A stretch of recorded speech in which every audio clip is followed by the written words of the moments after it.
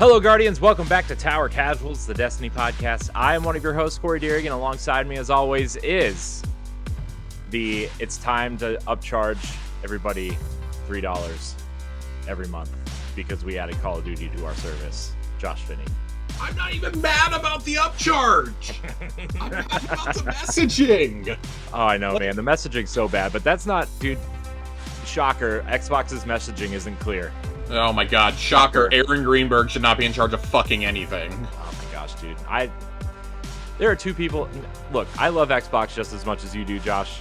I really do. But there are two people at that company I am shocked still have executive positions there. One is Aaron Greenberg and the other is Matt Booty. Yeah. Shocked. Yeah. I mean, so oh god. No, I'm gonna say it for the next Xbox Casuals because it's gonna be a spicy show. Spicy. It's gonna be spicy. Like every other show, it has to be a spicy show because some catastrophe has happened.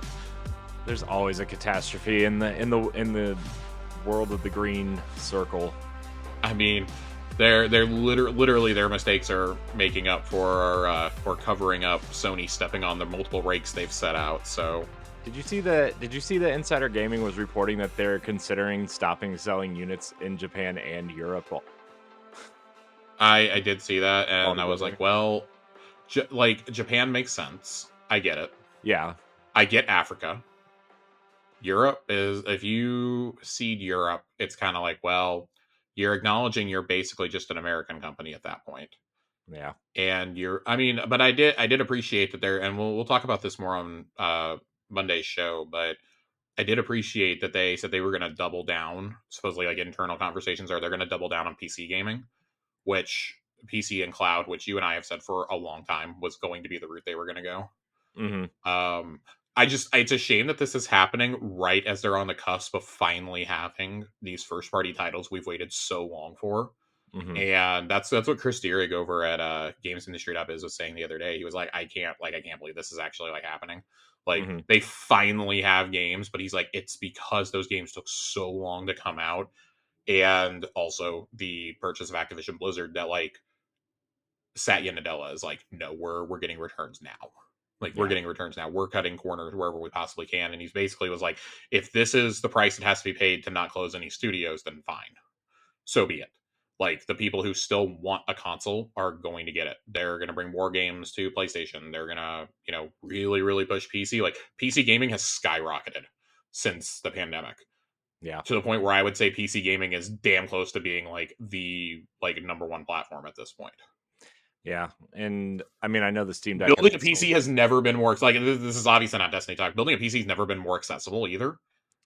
Yeah, plus like the Steam Deck has made it more accessible to people who like consoles, right? I mean, I know it hasn't sold like 30 million units or anything, but it's still like it's you're trying to train a console audience to be okay with the idea of taking all your games on the go. Like we kind of wondered if the Switch was going to do it, and like I will admit, like if the Switch didn't have the one Nintendo name and two have Breath of the Wild behind it, the Switch probably would have taken a lot longer to catch on. Let's be totally honest. Yeah, no, I mean, Breath of the Wild did a lot of heavy lifting. Let's be honest here. Breath of the Wild outsold the console for like the first 6 months, which was wild. But I mean, Nintendo even underproduced because they didn't know what to expect. The Wii U was such a catastrophe.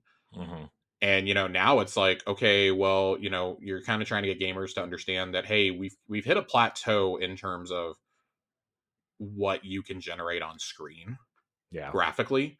And I think that, if Xbox can like pivot away from that messaging and like kind of embrace the, hey, if you could cram the power of the Series S into a handheld, that would be awesome.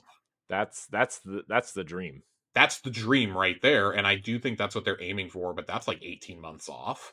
Yeah. And they can't wait 18 months. They got to kind of start pivoting now. But if you pivot your infrastructure into, hey, we're going to do this and we're going to kind of go more third party, but really lean into PC and, like mobile, then I think you have a shot. Like, it does suck from a console perspective, though, because if it comes down to your only option to play like high-end console games in those regions is going to be PS5, what's to stop from price gouging?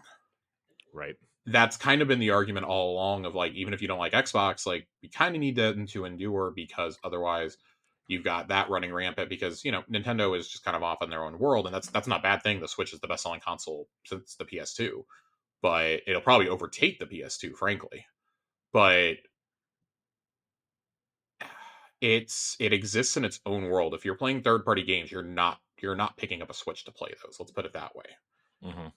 Like, nobody buys a Switch to say, I'm going to go play Control tonight. Mm. You play Control because you're already playing all these other games and you have absolutely fucking nowhere else to play this game. Yeah. So here's the thing, Josh. As the host of a Nintendo podcast, I played the cloud version of Control on the I did Nintendo too. Switch. And I will admit, it worked rather well. Until it didn't. Until it didn't. And that's just like a Remedy special feature at this point. But it's just like you can't rely on that. Like, Nintendo's internal technology is like 3 generations behind everyone else when it comes to internet. I mean, God, did anybody remember the Discord chart? And so it's not like to bash all this and that, but it does raise. I think it raises some interesting questions on the Destiny front. Of if you stop selling that console, you stop selling Xbox in those regions, like what kind of becomes the strategy for these always online games? Like, are people going to be forced to eventually move to PlayStation or to PC then to play this game? And I mean, let's be honest, like, PC is where a gigantic chunk of the Destiny base is at this point. Right. People who didn't make the jump right when Forsaken came out have been making the jump steadily since. Yeah. And I would say there was probably a skyrocket when Beyond Light came out. Yeah. With these new consoles, people are like, oh, I don't want to wait to try and get one of these consoles. I'm just going to jump to PC, this and that. And I think that's kind of where like Sony is like grasping at straws here, funny enough, because like, Microsoft embraced the PC jump like 7 years ago and people ridiculed it for like, why would you do that? Like, well, now those same people are like, come on, Sony, where's your day one games, man? Yeah. You guys can make so much money, but I think they know if they do that, their console is going to, it won't be as rapid, but it will eventually go the same way of Xbox. Right. Like, and the future really is these different stores. Yeah. And they already kind of put it out there that they're not going to do day one games because they tried to put first party games on it soon after. I mean, Horizon, right, was like their test, and they lost something like $150 million or something by putting it there, and it wasn't even day one. Yeah, there's some really weird things that they've done in terms of their PC strategy. I mean, then you have things like Ghost of Tsushima, where it's taken them 5 years to bring it over, 4 years to bring it over, and it was the best-selling game of May across all platforms. So, like, clearly, like, PC gamers want these games. Like, they want these games, and I think Sony's trying to now balance that. Like, they're trying to be like, okay, well, you can have the multiplayer games on day one, you can't have anything else. Like, nobody is getting excited for Concord day one on PC. I'm sorry. Like, I think they're hoping and praying it's another Helldivers, but I don't know anybody who wants an Overwatch shooter in 2024. Yeah, and the thing is, though, is like I heard the issue isn't the gameplay, because I heard the gameplay is actually pretty decent. I mean, it's Halo and ex-Bungie people working on it, right? So I mean, I'm sure the shooting. It's the first game from this studio. Yeah, but it's also like, do we need another game as a service? Like, right, like you said, what? I mean, yeah, Overwatch, but like, Overwatch is losing popularity, and there's no other real hero shooter. What's the also? Other it should be noted you have to pay for this game. This is not a free to play game. This is it's a $40 entry fee, which the only smart thing I've seen them do around this, and I promise we're going to get to Destiny in just a second. The only smart thing I've seen them do is decide that this weekend's beta is going to be open to all PS Plus subscribers and not just pre-orders. Mm-hmm. That is the quickest way to kill interest in your game, is to have the beta tests for a game that is 6 weeks out only be for people who have pre-ordered your game. Nobody pre-orders in this day and age unless you're getting in-game shit for a current game, aka you're ordering an expansion, like you're ordering Dawn Trail or you're ordering the Final Shape or something like that. Yeah. Nobody is pre-ordering games these days. You're doing it if it's a collector's edition or if there's like a bonus with like, oh, you want the Steelbook case or something. Yeah. Or it's like a franchise that you absolutely love, right? Like, I mean, I would say like, no one's going out to order Concord though versus like Spider-Man 2. Right. Right.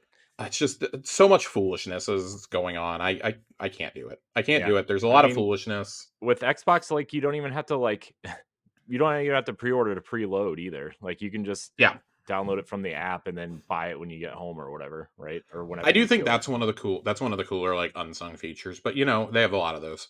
Yeah. Um, Corey, it's been a while since you and I were here together to talk about Destiny. I know. I feel like it's been forever since we've done this It together. so yeah, you had the week off, and then so Johnny and I recorded, but I did one with Joe before that, so it feels longer than it has been Yeah. because I didn't post that one until like a week late. Yeah. And then last week I took it off. I was sick before all that too. Yeah. I mean, before I you've been sick. I would probably reckon you're still sort of sick at some I point. am still sort of sick, but I have, my voice mainly back. I'm not coughing up a lung nearly as much. A little update for everyone. I had bronchitis. I had acute bronchitis, and they actually kind of thought that it morphed into a bit of walking pneumonia. I got very, very sick. It was a wicked bug that was going around in the Dallas Fort Worth area, to the point where my partner who works at a hospital thought that it may be a new strain of COVID because I had some COVID symptoms too. And I got it once several years ago. I got it about a year after it started going around. But man, I have not been knocked on my ass like that since then, until now. I've been out of commission for a few weeks now, basically just kind of like living on the couch and in bed. But I feel a lot better. I'm not dying. No coughing fits. Just I occasionally have them when I wake up in the morning. It's nice. It's nice to be a functioning member of society again. Well, glad you're back, Josh. I got better just in time to go spend money at Barnes and Noble's twice a year Criterion Collection sale, so I'm very excited. Ooh, what? Yeah, What I'm are gonna you? go What buy are a you whole going to bunch of get? fancy Blu-rays. What are you going to get? I'm buying Wall-E for sure. Ooh, Wall-E is the first Disney movie ever put out in the Criterion Collection. I'm what a, getting that. what a strange choice. I mean, I like Wally a lot, but like Well, that's a the Criterion Collection is like movies that are important to like the history of cinema. Like it's a right. specifically curated collection. I'm getting that. I have Risky Business ordered. I love early Tom Cruise. I am going to pick up some Akira Kurosawa movies. Specifically, Seven Samurai is one of my favorite movies. I'm going to finally get that. Night Nice. of the Living Dead is part of the collection. Excited to get that one. And I might treat myself to the original Godzilla collection. It's the Ooh, original like 19 or 20 Godzilla movies, all from 50s and 60s in one ooh, collection, all in 4K. So yeah, I'm gonna buy myself some. Might pick up Parasite. That's one of the more recent movies that's in it. nice. But yeah, a lot of movies that I want on my shelf. Of course, I do. I own Wally, but I really want this nice fancy version with all the documentaries and the commentaries and the making of and everything. So It'll very be a good excited. one. It'll be a Very good excited. one. Yeah, I mean, Wally is one of my favorite movies ever made. So It's a great one. it's a great one. It's Pixar's masterpiece, in my opinion. So Yeah. very excited. Well, Josh, Well, Corey, should we finally talk about Destiny I think we 14 finally minutes into should. the show? We should talk 13 minutes into the show about Destiny. Man, it has been a busy couple of weeks. I know Corey did a solo show last week. I did. I wasn't like we talked about not doing one, but then Mm-hmm. I kind of felt bad not having one. But then I also felt bad that you were sick, so I was like, I'm just gonna put something small out. It was Freedom Days. It was Freedom Day. I was okay with it. America. Yeah, I was eating some barbecue. But we do, as a result, we do have we're kind of backed up. When John and I did our last episode, I forgot to read questions that week.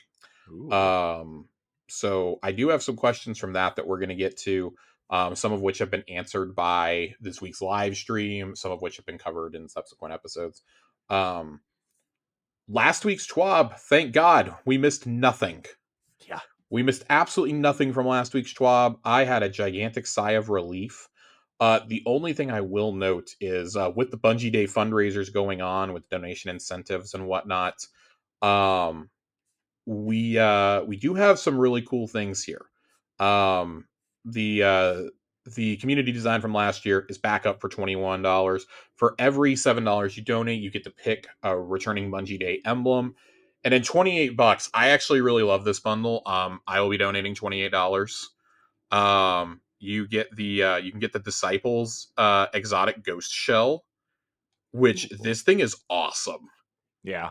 I Looks love that cool. it has Rolk, and I don't know who that is on the left. I can't make out the image without squinting too hard.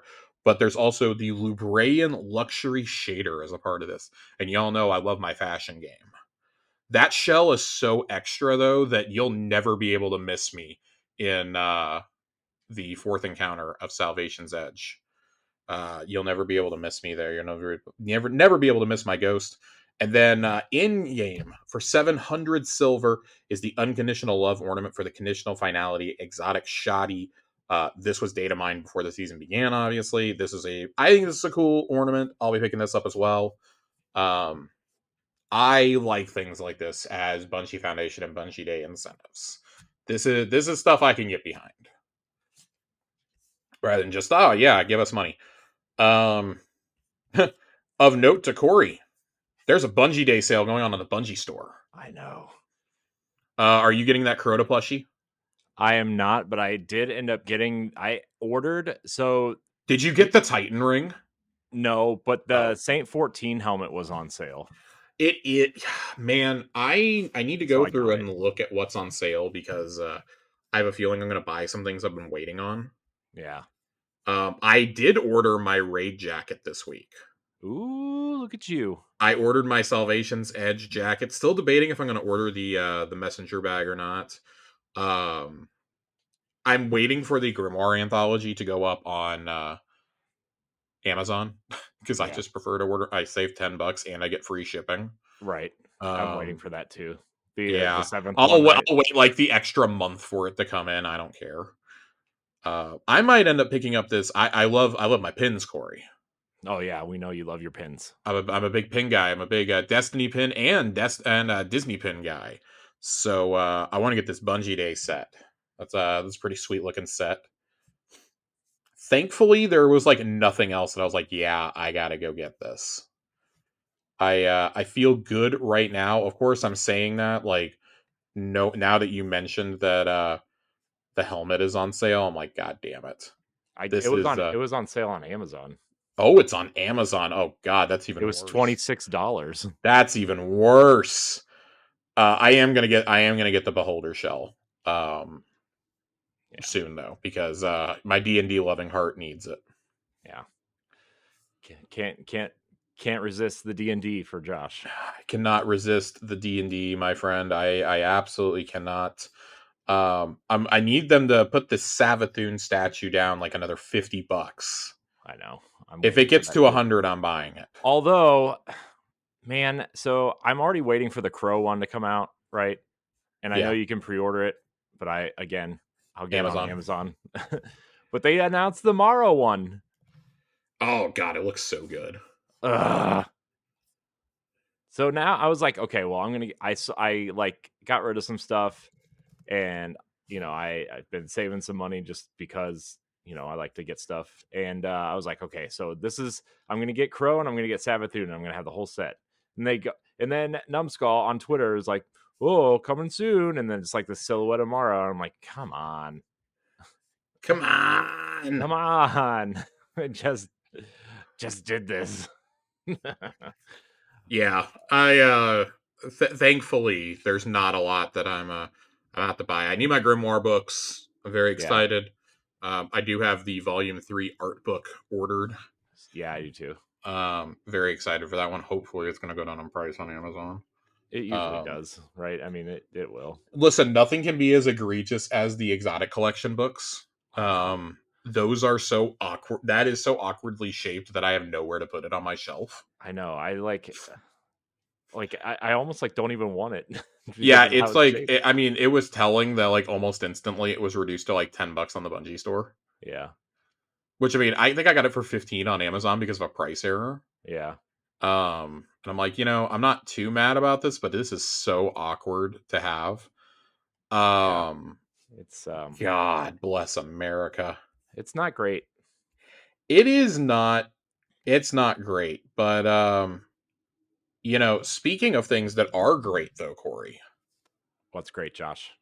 This live stream that they did on Tuesday. Yeah, it was pretty good. I watched it. It was great. I came away very happy. I feel like, Bungie's really been on a roll lately, and I have some notes that I took down from that. Of course, they cover it pretty extensively in the Schwab this week. Also, um, so, I mean, let's just go. I mean, that's the big story this week. I think Yeah. Is the content from the live stream. I'm very excited. I want to start with these two new weapons. I'm very excited about a Baron Action, which is the solar rocket sidearm, Yeah, that looks awesome. which you can get heel clip on, which really excites me. Oh my god! You get heel clip incandescent on this thing. It's going to be absolutely filthy. Since this is a thing, actually, I don't feel too bad about pulling up the fact that it is now in it's been in dim this whole time. I don't I don't feel bad about pulling up the potential rolls you can get on it at this point. But yeah, in that first column, you can get heel clip, ambitious assassin, threat detector, beacon rounds. Beacon rounds very exciting for these sidearms. I really liked it on Indebted Kindness. Field prep, pugilist, and strategist. I also really like strategist. Um, Old favorite, you can get flared magwell and high explosive ordnance in that second column as well. The final column, you can get snapshot sights, harmony, golden tricorn, demolitionist, swashbuckler, reverberation, which I have actually really been enjoying on some of the newer weapons. I'm excited to see it on something that's not a rocket launcher, and of course, incandescent. God, this thing's going to be absolutely filthy. I can't wait. It's disgusting in all the best ways. Rocket sidearms, man. I know the nerf is coming, but I'm really enjoying them right now. Yeah. Indebted Kindness was probably the best weapon to come out of Wish up until we got all the returning weapons into the light. But the Call, I think, has far and away been the best destination weapon that we've gotten quite a few years. Yeah, the thing's pretty nasty in PvP. That thing's nasty regardless. There's a reason why almost every team that was clearing on day one of Salacious Edge was running the Call. Yeah. That thing is just an absolute monstrosity. I love it. And of course, you can make it even better with certain artifact mods. Yeah. So I'm excited for another one of these sidearms. Glad they're not making us wait too long to get some of these in. Indebted Kindness had its time in the sun. It might still be the better of the two, funny enough. But this, with all the solar mods on the artifact this season, and with how dominant Solar Hunter has been, this is going to be really, really cool to see in action. And then Corasian is the new 2-burst heavy pulse rifle. I am loving the 2-bursts. Yeah. I don't know if you've had a chance to get one yet. I believe the only two in the game that are currently heavy burst, other than one of the alternate firing modes for Revision Zero, are uh, the uh, the pulse from the raid. I think it's Nullify. I think is the pulse. I kept wanting to call it Duality, and I had to stop myself like 6 times there. And the new pulse from Trials, I believe, are the two bursts that are out currently. Really excited to see this though. This is a new archetype that I am super excited about. As my pulse loving heart gently weeps. The perks you can get on this in that third column, you're gonna get air trigger. Perfect float, pugilist, eddy current. Do not sleep on eddy current. I actually really like it with these prismatic builds. Enlightened action, perpetual motion, and high impact. And then that second column is going to give you high ground, Eye of the Storm, Frenzy, Swashbuckler, Volt Shot, One for All, Focused Fury. Frenzy and Volt Shot are going to be pretty good options. I think One for All has been slept on for far too long. I really like One for All on pulses personally. And Focused Fury with it being a heavy burst. That one could be a really cool option as well. going to be some fun options there. Of course, Flared Magwell, one of my favorite perks for longer range weapons, is one of the ones you can get. You can get that or accurized rounds over in the second column. So yeah, this is going to be cool. Man, I can't wait. I am Yeah. Perpetual Motion Volt Shot or Perpetual Motion Frenzy is probably what I'm going for here. Very, very, very excited. And those are roles that I feel like maybe not Volt Shot necessarily, but Perpetual Focused Fury, Perpetual Frenzy can be really spicy in both PvE and PvP, in my opinion. So I definitely look forward to seeing how that one's going to play out. And then an old favorite returns, Corey. We've been getting some of these Season of the Dawn weapons back, and no Season of the Dawn arsenal would be complete without the Perfect Paradox coming back. That's true. That is true. I can't wait. Random rolled Perfect Paradox, mind you. Yeah. Look, as a big fan of Saint, and I really like this weapon, I'm happy to have it back. I can't wait to see what kind of rolls I can get on it, though. Well, lucky for you, I have those for you right here. Ooh, look at Josh. He's all ready. You can get in that third column. You can get Threat Detector, Slide Shot, Field Prep, Dual Loader, Pugilist, and Threat Remover. And then in that fourth column, you can get Trench Barrel, Swashbuckler, Opening Shot, Vorpal, 1-2 Punch, and Barrel Constrictor. God, there's going to be some really interesting rolls that you can get with this. I mean, I think instantly everybody immediately goes to Trench Barrel or 1-2 Punch. I like the idea. I mean, Slide Shot, Opening Shot, always, or Slide Shot, Opening Shot, always a PvP favorite. Trench Barrel, though, man, if you're running if you're running one of those crazy melee builds for Hunters or Titans right now, that might be the thing for you. Yeah. Get that and maybe Dual Loader going. Yeah. Field Prep, always a good option. With the increased ammo reserves. Pugilist, of course, Pugilist, great option. There's going to be some fun ones here. I don't know if I'm going to be too into it, but I do think Perfect Paradox is going to be really good for some of those wilder builds and for PvP builds. I think that's where it's really going to shine at. Yeah. So, yeah. And of course, Saint 14 signature gun. Glad we're getting it back here. Makes sense since the story is like kind of shifting into a Saint 14 beat. As of the events of week 3, which God, they've split this up so badly. I think that those 3 being the weapons that are coming back, and then of course that means we will get we're getting at least 1 more reprised weapon and 2 more new craftable seasonal weapons that are going to drop in the final act. I kind of like how they've split this up though, because you have 6 weapons to chase right now that are craftable, along with the 3 reprised, and then you get another reprised and 2 craftable in each of the next 2 drops. That brings you up to a total of 10 craftable weapons on the season, and I think that's really good for an 18-week episode. That's a pretty good deal, I would say. Yeah, that's pretty and the good. drops are very generous, I feel, right now. Yeah. If you have not been doing the I'm going to try and get the names correct because I always want to flip-flop the names.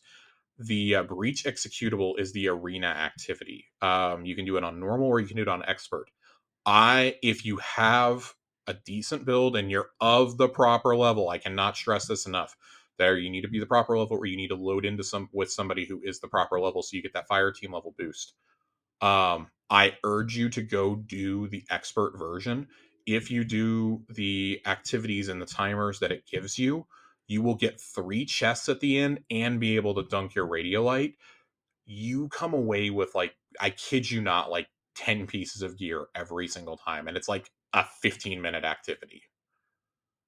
It is totally worth doing. John and I were doing it a couple weeks ago. They've cut back on the goodness of some of the drops. I feel we were drowning in red borders in that activity. Red borders, exotics, high statted armor. It was all flooding us. In addition to like world drops we were getting. So Very, very good. You will reset failsafe so fast. I think I've reset her 3 times without even thinking about it this season already. Just like fucking around on Nessus. So, and then the other one that you can do, which is the, oh my god, I forget its name. I constantly forget its name. Enigma Protocol. Enigma Protocol. When you run that and you open up a chest at the end of a run of that, the weapons that drop are the reprised seasonal weapons, but they drop with double perks. So that is the place to go farm those out, in my opinion. Cool. Yeah. Farm them out. Yeah. I've been lucky enough to get decent rolls on both Breachlight and Patron. So my attention's kind of shifting towards Line in the Sand and Perfect Paradox. Like, excuse me, with not having a whole lot of reason to go in there and do it now until we have the full like scope of what you need to do in there and the full weapons suite. It's kind of like it's like a moot point for me to go in there and try and get double perk weapons right now. But I do think doing double perk weapons definitely a way to motivate people to get in there. There are 2 different variants of it as well. There's a Vex one and then there's a Taken one, which I found the Taken one to be significantly more difficult. I don't know if that's just like I was just not feeling good that day or what, but it felt like that was significantly more challenging than just the regular old X one. Which I appreciate. I like the challenge. It is a timed activity, which kind of puts some stress on everybody, I think, but still really digging that. I think they've for all the things I've griped about with the season, I actually think that like the loot has been super generous so far. Yeah. I don't feel like I'm really stressed to craft the weapons. I have 3 that are fully crafted already, and I'm like 1 or 2 patterns away on the remaining 3 weapons. So, and none of those I'm in a big sprint to get. I think it's the hand cannon, the sword, and the rocket launcher. Like, okay, I'll get to them when I get to them. I have the upgrade at failsafe where I get to buy one every week, if nothing else. So, unlike these pale heart weapons, which the red borders there dried up real fast. God, I have so many patterns to finish up there. Yeah, you have anything on these weapons? Drop rates, any particular combos you're hunting for right now or wanting to craft? Not in particular. I think the weapon drops have been incredibly generous though. I mean, even on decent rolls, maybe not god rolls, but decent rolls anyway, right? I mean, they've just been dropping for me like crazy. So, yeah. It's been awesome. And I mean, I've been playing a lot of Iron Banner this past couple weeks, but even playing the story stuff in the event, like the end game stuff is like, man, these drop rates are awesome. This is like, I don't know. I think we've complained about drop rates enough that this is kind of satisfies our complaints, at least, from last year. But yeah, I feel like I'm getting like a red border every couple of weapons. I feel like I'm getting, progress on it I just feel like I'm always getting something or progressing something or, getting a roll that I want. Or at least a halfway decent one. Yeah. So. I would definitely urge everyone not to sleep on the auto rifle, the grenade launcher, or the scout. I'm not saying that because I have those 3 crafted. I very clearly went after those 3 first. Yeah. I think all 3 of them are fantastic. It's not that the other ones aren't. It's just like those 3 really stand out, and I think that scouts across the board are just kind of bad right now. But Patron is still a really solid choice, especially for let me tell you something, man. I got that triple tap kinetic tremors, locked it, threw it in the vault, and I'm waiting for them to give me some scout rifle mods where I need them for GMs. Give me anti-barrier scout, baby. I'm ready. Give it to him. I am absolutely, give it to me. I'm ready. I'm ready for it. Kinetic tremors, man. It's a cheat code on those GMs these days. The cheat code. Well, kind of shifting away from the weapons. I didn't really intend to get into the weapons as much as we did, but the activity for this act of Echoes, much to my chagrin, is Battlegrounds. Um, I saw that and I was like, oh man, I can't wait for Thursday for Josh to say something about Battlegrounds. I'm not mad. I'm just disappointed. No, I'm kidding. I think that the two activities they've given us are like good already. Yeah. And you're going to give us these. I like how they're approaching the Battlegrounds this season, though. That like all three of them make up one story. Yeah. It's continuing from where the previous ones leave off, which I think makes it a little difficult to go put them into the rotation. But I do like something like that as opposed to, I don't know, like, oh, here's three separate ones that we're gonna do. It's something different. I'll take anything different at this point. It's the terraformed Nessus, which is really exciting to me. Um, the first two are going to drop on July 16th, which is Tuesday at Reset, Delve and Conduit. And the final one, Core, will drop on July the 23rd. These look cool. It's kind of using that first one uses the same area that we just did the Saint 14 mission in, Yeah. which is exciting to me. I like reusing these areas. You spent all this time making this gorgeous new Nessus. Yeah. I want to see it more. I wouldn't even mind seeing the planet terraformed, but I don't know how much that would fuck with like old quests or like potentially unvaulted content in the future. Yeah. And I don't think it's prudent to have old and new Nessus. I think that's really stupid. Yeah. That So seems excessive. it seems very excessive. Nessus isn't that interesting that we need two versions of it. They did say that when we're doing these, we are going to be returning to a storied location in Destiny, and I don't know what that is. Like, are we going back to the corridors of time? My guess is we're going back to corridors of time, or somehow we're going back to Mercury. Those would be my two guesses. Great. To go to the Infinite Forest. Yeah, I mean, oh boy, let me tell you something. Nothing gets me riled up like going to those two locations. I feel like something's got to happen though. They say we're going back to a storied location. Venus doesn't make sense to me. Maybe the Infinite Forest is actually what we thought it was going to be the last time. Maybe they totally redid it. Oh man, how cool would that be? That'd be awesome. I'm curious to see when we're going to get the other revised strike too. I assume new inverted spire is probably coming in part 3 now. Yeah. Just to keep like the content drops coming. That's when the exotic mission is supposed to drop too, supposedly. So kind of curious, like if you're going to drop a new series of activities every 6 weeks, like for all 3 episodes, I kind of like that cadence. Yeah. Like just as you're getting tired of something, there you go. But like if you keep it to where like that first activity is the best loot farm all season, I really like the idea of that. Yeah. Just so like, okay, just so you know, like you can burn yourself out now, or you can wait until everything's in there. Mm-hmm. I did like when they were talking about it. I want to talk about some of the stuff that the senior activities designer, I didn't write his name down and I feel really bad about it. What he was talking about, he noted he specifically works on the Vanguard seasonal team. So like he helps develop things like Battlegrounds and new versions of the strikes, which I thought that was a very important distinction, that they have different teams that make these activities too. Yeah. So I would assume you have like an arena team and then you have like a secret mission team and things like that. I thought that was a really cool distinction that he was making. But in Delve, you're fighting Fallen, and you're investigating where the radial area from the cistern has gone to. And all 3 combine together to tell a story leading to the center of Nessus.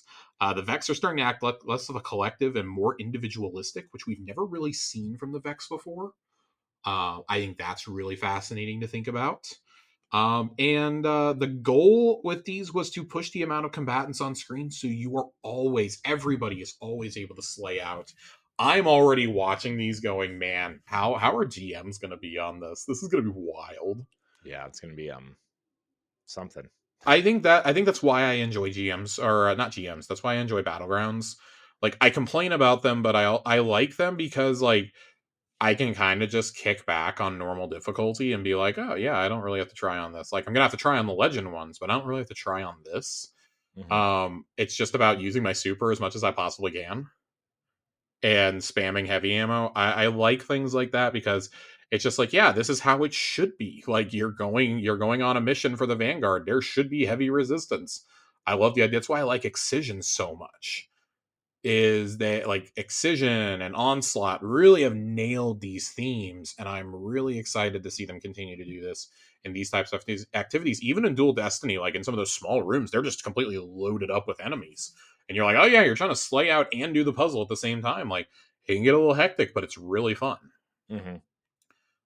So we'll see if this finally changes my mind on Battlegrounds overall. Now that there's not really there is a story being told through all three, but I'm not going to care after the first time I go through. Let me tell you something. Yeah. You put these into a playlist, and I'm going to be like, oh yeah, this is part 2 of 3. I'm not going to care. Right. Teleporting wyverns. That scared me when that happened. Yeah, I mean, I already hate these enemies, so why do we gotta add worse? So teleporting wyverns in GM difficulty. I was not jazzed to think about that. Yeah. This hurts my soul a little bit. It hurts my soul, but I thought it was really funny. That was my takeaway. I was like, oh god damn it. But it looks cool. I like some of the concept art here. Of course, no new season would be complete without new artifact perks. I do like the idea of you have the artifact, and then they're going to add a row for Act 2, and then they're going to add a row for Act 3. A change I would like to see preemptively, and I don't think they're going to do it here, but I would like to see it in the future. If you're going to add for each row you add, we should get one more artifact slot. We should be able to go from 12 to 14. Because people will have established builds, and I understand part of this is to make us choose, but man, let me read off these artifact perks because this is wild. This is season of the Still Hunt. It's still going strong here. Column 1 is getting anti-barrier sniper rifle, which is a fan favorite returning. Column 2, authorized mods scavenger. Energy costs of scavenger mods are significantly reduced. Love that. Absolutely love that. Column 3, incendiary rifle round. Solar sniper rifle precision hits, scorched targets. So Still Hunt is already better than it already was. Column 4, solar fulmination. Your ignitions do increased damage and an increased radius. Column 5. I cannot believe that they put this in the game when Still Hunt is so irreparably, hopelessly broken. Sniper's Meditation. Sniper rifle hits grant stacking sniper rifle damage, stability, and reload bonuses for a short time. Heavy ammo sniper rifle hits count as more than one. So this isn't limited to just Still Hunt. This means that this applies to any sniper rifle in the game, as well as Whisper of the Worm. That is ridiculous. Yeah, that's crazy. I am shocked that they allowed these to all go into the game. Right. But it's funny that we say that because they do note that there is a whole paragraph down here about Still Hunt that we're going to get into in just a second. But thinking about all those is already wild. Somebody without these mods, okay, keep in mind these mod options are not in game yet. As of this afternoon, somebody has soloed the Witness in Salvation's Edge. And I'll let everybody guess what they ran. So that happened before these mods came in. Jeez. That is just absolutely wild to me. Jesus Christ. Yeah, I saw that and I just could not get over that. Some of the other things Chris Proctor brought up, one of the other things that he brought up that I was very excited about, reserves have been increased across the board and their cost will be reduced by 1 point. That is really important to me, I think, in the scheme of build crafting, but also because they're taking away the ability to cheese it by changing your chest piece out. That is going to go away, but as compensation, they're increasing reserves across the board and reducing those mods by 1. So I think that's a pretty fair trade-off, personally. It was made people were getting like 24 rounds in the mag on Edge Transit by doing certain combinations. It's absolutely insane. Some of the balance changes that they're going to make that are coming in early August. So these are in early August, mind you, not with Tuesday's update. Abilities. Bringing Swarm Grenade and Threadling Spectre into line. because it is a nightmare to play against hunters in PvP right now. You can spam threaded specter and swarm grenades constantly. Smoke and swarm grenades. We all made fun of the swarm grenades when they got announced, and oh boy, let me tell you. Let me tell you how powerful they are, even without the smoke. They're basically a guaranteed one-hit kill. And an increasing Twilight Arsenal and Hammer of Soul damage versus bosses and mini bosses. I don't know who told y'all that Twilight Arsenal wasn't doing enough damage, but they fucking lied. Twilight Arsenal's already ridiculous. It did not need to be increased. I don't know if we're talking about the same Twilight Arsenal here. Because let me tell you something. I watched Johnny run it in GMs, and he basically took out a chunk of the boss's health all on his own, just using his super. So that was disgusting. Armor, we just talked about this. Corrected initiative allows swapping between regular armor mods and reserves mods to enable a higher ammo count than the current maximum. This was never intended functionality. And to offset this, reserve ammunition for all weapon types has been increased up to 15%.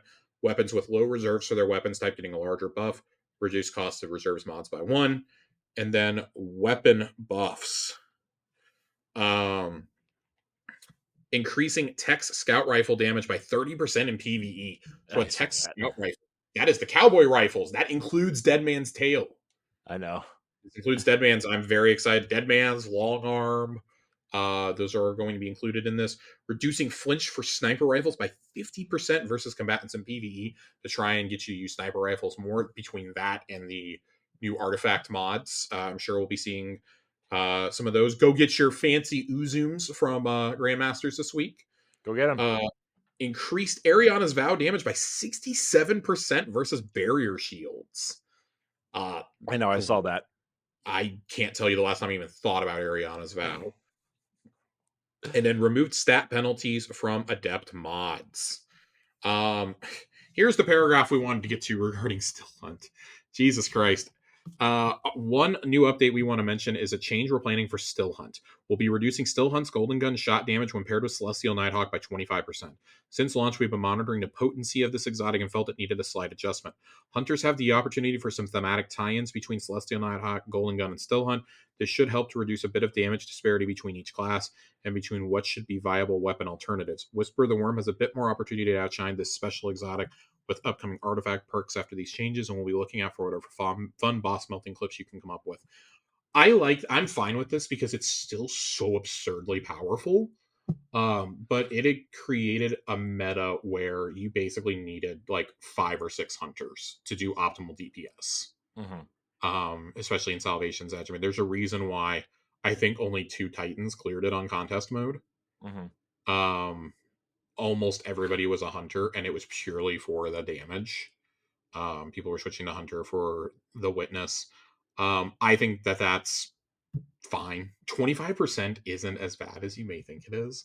I do like that it still has that tie-in because I think it needs to. I think synergy with certain exotics is really cool. It's not something we needed with every exotic, but I think when it's something like that, when it's like it's so intrinsically tied to a hunter's identity, I think that's fine. Yeah. You are giving Golden Gun to like fucking everybody. I think we should get a little something if we're running Celestial Nighthawk, but you know, yeah, still getting a 75% damage buff is a big deal.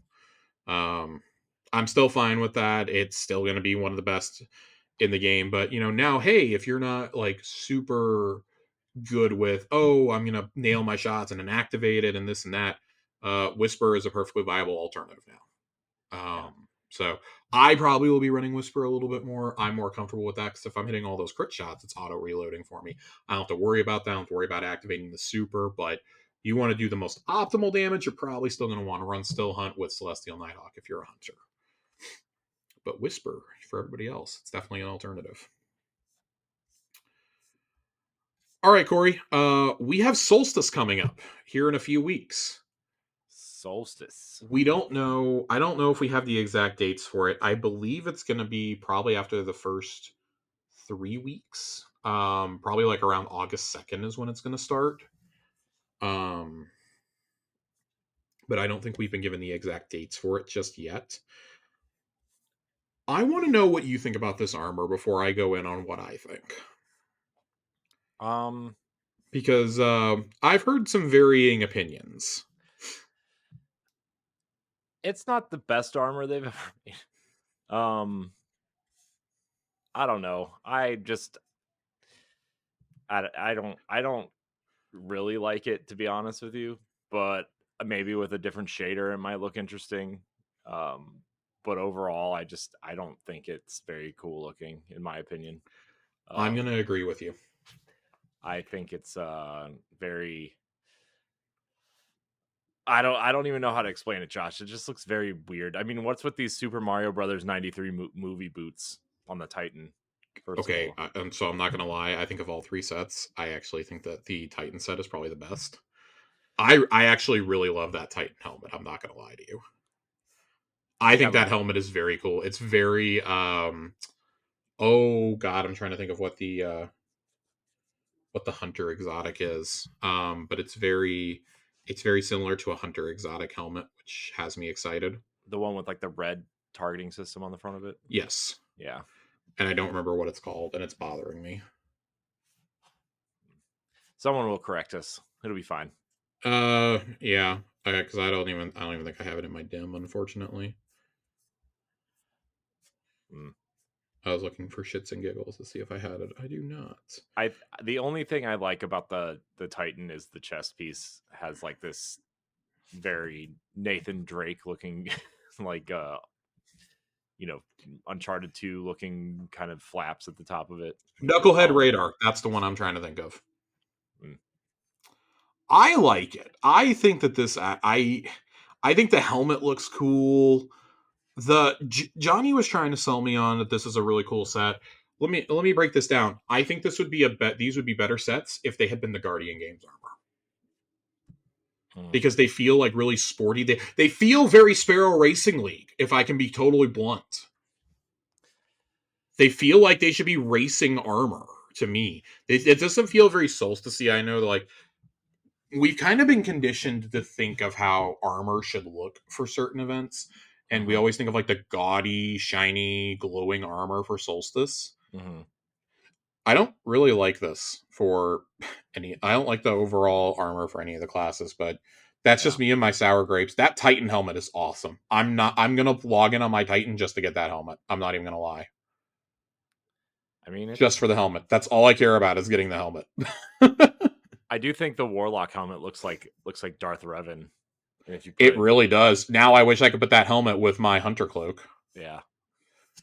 because then I So, could really be Revan. But I but if can't you have put a nice cool things in shader this on world anymore. Apparently, it, I know you got some sort of broken scuba mask. which I already have several of. Jesus Christ. Oh man, good times though. Disgusted. Absolutely disgusted. Um all right. Other things coming soon. Havoc Hardware and Crucible Labs. I'm kind of down for this. This is being described as mayhem for hardware. It's a 6v6 mode. Special and heavy weapons will be shining because all abilities are disabled. Ammo crates respawn rapidly. Players drop more ammo. So we're expecting an all-out firefight in the Crucible. I am very interested to see how many galleys are flying around in this. Probably a few. I'm going to say a few. I'm gonna say galley and eager edge swords are gonna be a lot of things that we're gonna see. Mm-hmm. But I'm very excited. I actually think this sounds like a really fun mode. Maybe this will be a bit of a palate cleanser for everyone upset about 2 weeks of Iron Banner, which I'm not gonna lie, I was fine with 2 weeks of Iron Banner. Then I played Tribute today, and I was like, oh, never mind, they can take this away. Now I suddenly agree with everyone who didn't want 2 weeks of this. I do that. I think Iron Banner is really strayed away from what it was, which was like a big party mode. And it was a way for people who didn't raid to get pinnacles in Destiny 1. Um, I think that combined with like the loot feeling, like kind of lackluster, is adding to it. Like Claws of the Wolf is great, but once I've gotten like 15 rolls of it, I don't need anymore. Yeah. Um, I do think that there needed to be more Iron Banners than like 3 for a 18-week season, but I'm kind of coming around to the opinion of a lot of people that just because we have Iron Banner doesn't mean you should get rid of Trials. Yeah. I understand they don't want that population split, but people aren't playing PvP as it is. Yeah. PvP is already having number problems. Just give them what they want. I don't see any reason not to. Maybe you give extra weapons or extra Crucible rep. I mean, extra Trials rep on the weeks that you have Iron Banner up or something. I don't know. There's got to be a solution here somewhere because both modes just feel bad right now. I saw so many people like, and I'm assuming it's people who are in higher skill brackets because let me tell you something. The skill based matchmaking is what really needs to go in Iron Banner. Yeah. It feels good if you're bad at Iron Banner. If you are average or above, it feels bad. Yeah. I fall into that tier of average or better, and it feels bad. Yeah. The matchmaking has gotten steadily worse and worse. When I solo queue, I can still have a decent amount of fun, but it also depends on who I'm playing with because, you know, Destiny is set up in a way that if you have even one Steam player in your party, that's it. You're only playing against Steam players. Yeah. And that's really, or, you know, you're playing against other like mixed parties, which very rarely happens. Yeah. It's not fun. It's not enjoyable, but I think Crucible is completely and utterly unplayable on Steam. So yeah, I mean, Crucible. I mean, we've talked about it forever. It's just not where it's. It's just not. It's just not. I'm gonna leave it at that. Yeah, it's fine. It is what it is. But Iron Banner needs to be taken back to the drawing board, I think. Or it just needs to be controlled all the time. Tribute felt particularly bad today. And I played a few matches and just did not enjoy it at all. I also don't think people understand how to play Tribute. It's not like normal Supremacy where you just grab the crests. It is you have to grab them and then go dunk them. And that, I mean, I understand that the intention is to create a bunch of chaos, but that feels really bad because if you start spiraling and like, oh, you had like 3 people about the dunk and you lose 15 crests, that's a 15-point swing right there. So that's really frustrating. I'd like it better if there weren't any dunking, but I understand why there's dunking. So, all my bitching and moaning aside, what else we got here? I don't even know what fucking Rec Room is, so I don't even want to talk about this. It's the Meta VR thing. I don't even want to talk about this. This looks terrible. terrible. It's on PSVR too. This looks terrible. This looks terrible. I'm not talking about this. This looks terrible. I mean, it's just the VR mode, I guess, for the Rec Room, right? That's what this is. I guess. It looks bad. There is an official Destiny 2 Discord now. Ooh. Which I'm pretty excited about. It is for updates only, by the way. There is no like free chat space in there. You cannot go in there and harass the shit out of anybody, which is really nice. But you can follow, if you have a Discord server, you can follow you can follow the Destiny 2 team in there, and it'll automatically post Destiny 2 team updates. Basically, they're whatever they tweet out to your server. So we're going to look at getting that set up in ours. You can also do that with Bungie Help, the Bungie blog, and just Destiny in the Game updates, which will post the TWABs and anything they post on socials. So there's some interesting stuff going on there, I think. They have a community tab also that has links to the Destiny 2 LFG, to the Discord for the Destiny the Game Reddit, which is a cesspool, by the way. But yeah, who's shocked? Who among us? Who among us is not shocked? There's 2 different Destiny 2 LFG servers for some reason, and Destiny 2 Italia. If you want to go join the Italian community, which has 15,000 members, by the way. Ooh. I was not aware that Destiny was big in Italy. I was not aware of any of that. So that is there for anybody who is interested. Other than that, I don't think we have much of anything. I don't think we have much of anything else.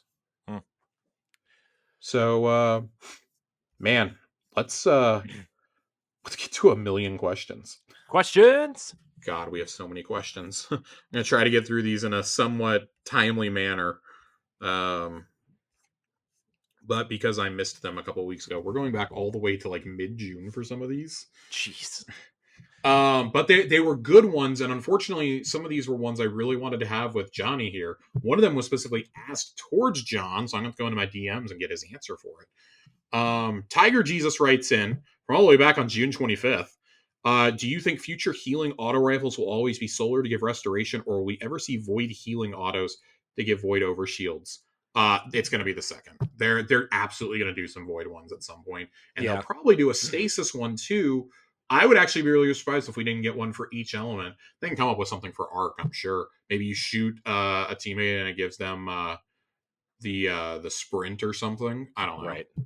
But all the others have a shield type. Like you have healing for solar. You could give frost armor. You could give woven mail. You could give void over shields. I do think they have to be careful with that though, because there's already an exotic that grants woven mail. It's the Navigator exotic trace rifle. So I do think you got to be a little careful with that, because I think that we could get into a healing meta, and that's not good for a game that has PvP. If this is just PvE, I would have no problem with it. You have to keep PvP and Gambit in mind, unfortunately. Yeah. Otherwise, I think that you run the risk of running too rampant, and suddenly we have a whole new problem where, okay, we may just never see weapons from these families ever again. Yeah. Okay, Dealer asked John to make a weapon. We're gonna actually save this for the very end. This is gonna be the last thing we answer, because John sent me like 3 paragraphs, and I'm gonna need to gear up to read that. Jiggly Panda writes in, do you think the break in between acts is a good thing or a bad thing for episodes? Well, Panda, I hate to be the one to break this news to you. We're gonna find out, because I think it's a good thing right now. I am not a proponent of getting everything day one, and we know that Revenant, the entire story is going to drop on day one. I better not hear one goddamn person complain about there's nothing to play in this game when that story drops in one day. Right. I better not hear a goddamn person complain that there's nothing to do week to week. I personally like tuning in for it. I do like they had breaks in between the acts, though, because I think that gives you something to look forward to. Like, if you had 3 weeks of a story and then there's 2 weeks, then you have like 2 or 3 weeks before the next act, you could take those weeks off if you wanted to. You could play something else. It makes it easier than ever to dip in and out with the game, especially with there being 3 GMs for each act also. Mm-hmm. I actually really like that personally. So, I don't know. Corey, what do you think? You gave a lot of thoughts on Echoes and how it started out last week.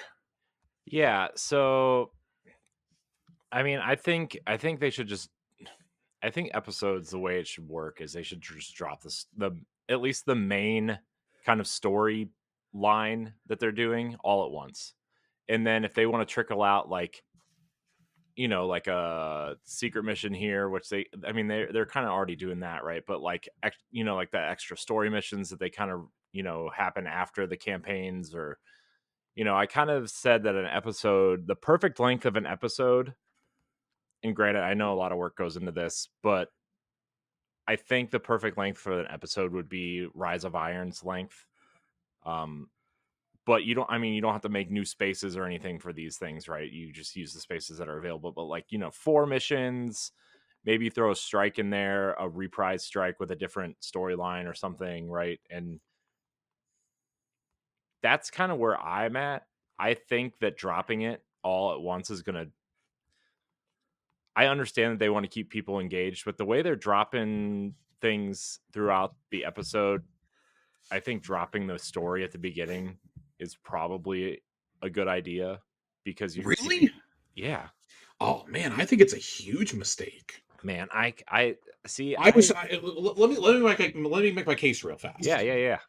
I think it's a huge mistake, because I was so excited for the storytelling opportunities that breaking this up gives you in regards to things like dungeons and exotic missions. Mm-hmm. I really love that, because you can tie those into the story, battlegrounds even. Like, you can tie that stuff into the season so much better. Like, is it going to be the whole narrative that drops? Are we going to get all the activities at once? We know there's going to be a dungeon that comes. Is the dungeon going to get dropped that first week? Like, I kind of hate the spiraling will this, won't that of this decision. I understand they want to try something new. I just, man, I don't like it. I would like it better if they dropped the story for one act at the beginning of the act. I think dropping everything for an 18-week episode, week 1 is a massive mistake. That is how you lose players, in my personal opinion.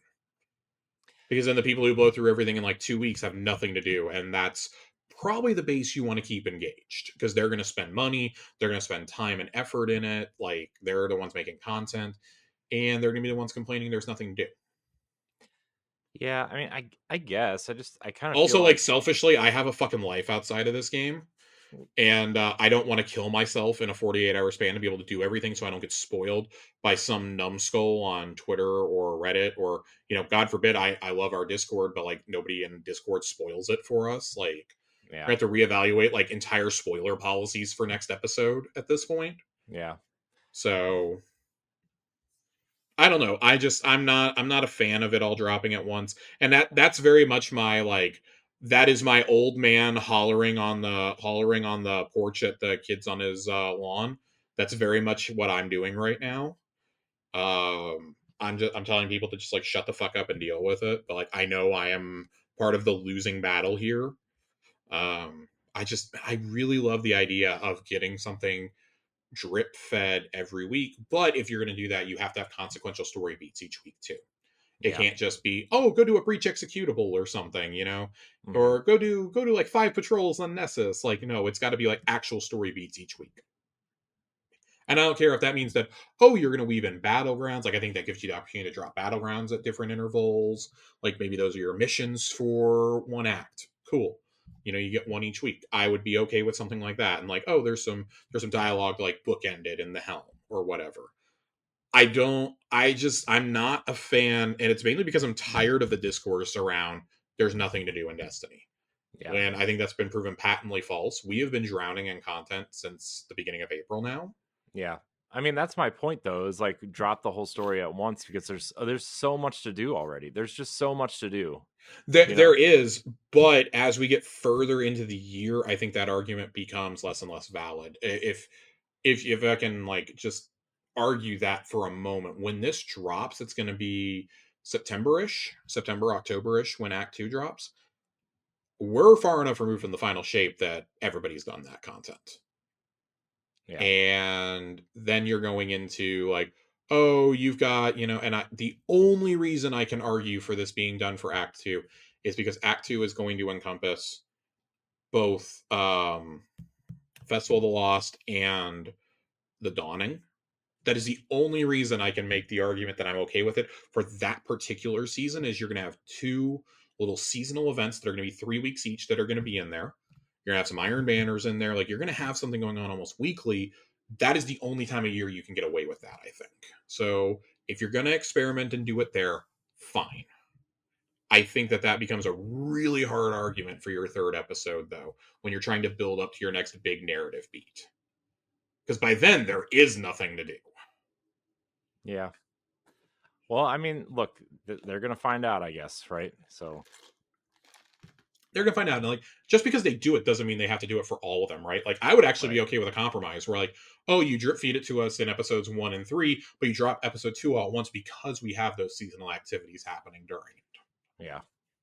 I would be okay with something like that because those are limited time events designed to get you playing. Yeah. Just, make them better.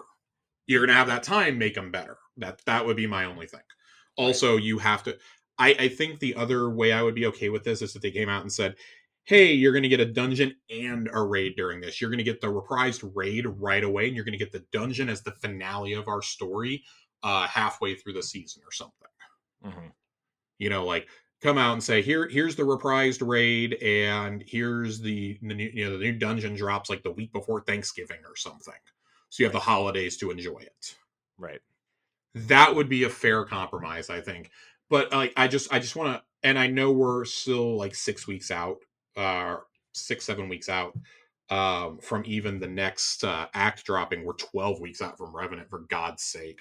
Jeez. I expect to get more clarity on this at the September showcase whenever they do it, which almost certainly is going to be on the 10th anniversary of Destiny at this point. I expect to get more clarity then, but that would be my pitch. If you're going to do that, have a plan for like, an exotic mission to drop a few weeks later, have a dungeon, maybe have the reprised raid, like have things to drop during that. And I think that makes the blow a little bit easier for all of us to stomach. Yeah. Who are worried about the story dropping all at once. Oh, there's still activities to keep us all engaged. And I'm not going to fuck off for 6 weeks to go play Dragon Age and Avowed or something, Right. And I think like the other motivation may be, hey, we've always preached that we want you to play other games. And, fall is a really busy time. There's a lot of games coming out this fall. Like, it's a slower fall than normal, and there's still a lot coming out. Yeah. This may be them trying to get a strategy in place before GTA 6. Jeez, yeah. Because that is the thing staring everybody in the face next year is GTA 6, which is presumably a September or October release. Right. And that's going to decimate things. So that's going to be a hard pill to swallow when that game comes out. Yeah. So, and I think they're already taking steps to circumvent that. But also, marathon's being planned for next year. So, there's other various factors at play here, which leads us right into Ronnie's question. Do you guys think Destiny Frontiers will be like D1's Age of Triumph? That it's the in-between and the old console cutoff? Side story loose end tie-ups as well as not many updates before the new whatever comes out. I'm going to be honest. I really am like buying into their whole thing of Destiny 2 is not going anywhere. I do think the 2 gets dropped. I'm going to be steadfast in maintaining that. I think the 2 gets dropped. And I think that announcement's coming this year. Yeah. I think that's part of the 10th anniversary update is that they're going to announce the 2 is going to be dropped. I do think that at some point the console support has to be cut off. Ronnie, I think you kind of nailed it here. I do think that'll probably be the last real update for PS4 and Xbox One. You have to draw the line somewhere. And if your player base hasn't updated by 2025 and 2026, and this is where I think the GTA 6 of it all comes in, those who haven't updated yet are going to update for there's 3 games people are updating for right now. College Football 2025, which is a huge deal, whether this community like sports games or not. That is a massive fucking game. Massive deal. I mean, that I would venture to say that's going to be the best selling game of the year. Yeah.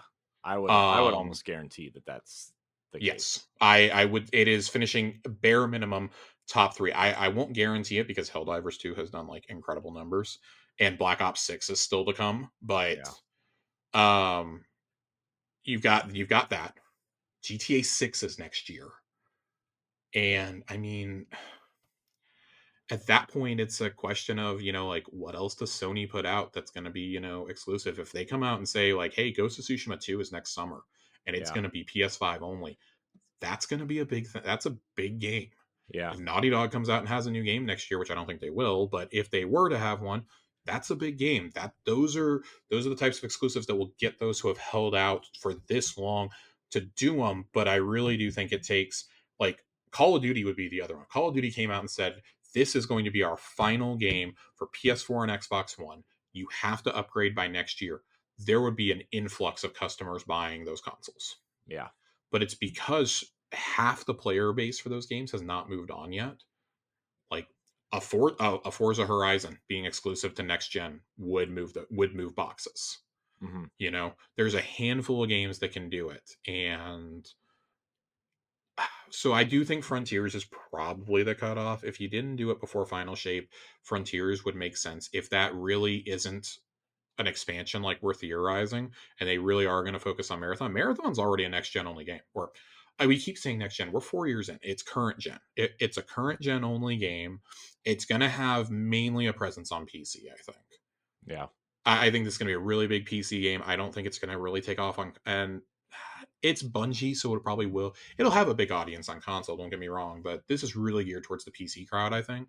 Especially like those who played Tarkov and DMZ. Yeah. And I think that's the other motivating factor. More than, hey, we want to leave the old systems behind. It's we want Marathon to have its time in the sun. Yeah. without a Destiny expansion breathing down it. So if you're going to give me another run of episodes next year, fine. Maybe introduce like, some smaller locations, or use that. We theorized about this a few weeks ago. Use that as an opportunity to bring back some of the old destinations that were sunset. Use that as an Age of Triumph. Bring back the Leviathan raids. Bring back Scourge of the Past. Give me Io and D2 Mars and Mercury and things like, give me those planets back. Spice them up however you want to. Give me the strikes. Give me the raids back, but you can still set some dungeons in there for story stuff. You can reprise the strikes. Like, there is a lot of quality of life stuff we can do during Frontiers. Yeah. Right. And I think Frontiers was planned because they weren't sure how the final shape was going to be received. I think it was received far and beyond what they had planned, even internally.